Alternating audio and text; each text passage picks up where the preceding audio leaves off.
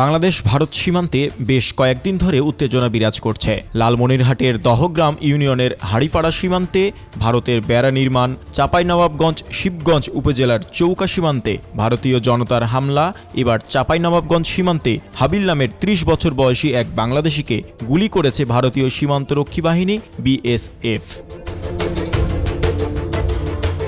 শুক্রবার রাত ৩:৩০টার দিকে শিবগঞ্জে তেলকুপি সীমান্তে গুলিবিদ্ধ ওই যুবকের নাম হাবিল। ৩০ বছর বয়সী হাবিল শাহজাদপুরের মোল্লাটোলা গ্রামের মোহাম্মদ বেলালের ছেলে।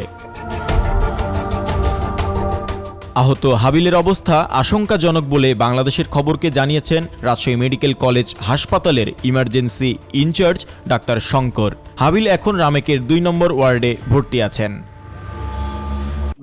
এটা আনুমানিক 11:30 নাগাদ আমাদের রাজশাহী মেডিকেল কলেজ আসছে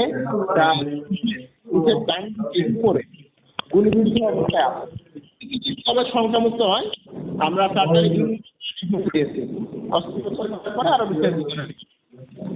ঠিক আছে দাদা, এটা নিয়ে কি কোনো তারা মামলা করেছে বা অন্য কোনো প্রক্রিয়া গিয়েছে?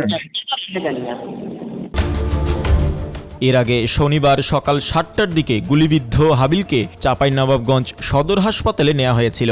সেখানে প্রাথমিক চিকিৎসা দিয়ে তাকে উন্নত চিকিৎসার জন্য রামেকে রেফার করা হয়। ৫৯ বিজিবি ব্যাটালিয়নের অধিনায়ক লেফটেন্যান্ট কর্নেল গোলাম কিবরিয়া জানান, রাত ৩:৩০টার দিকে ৬-৭ জন মাদক কারবারি ভারতের অভ্যন্তরে প্রবেশ করে। এ সময় গুলির শব্দ পাওয়া যায়।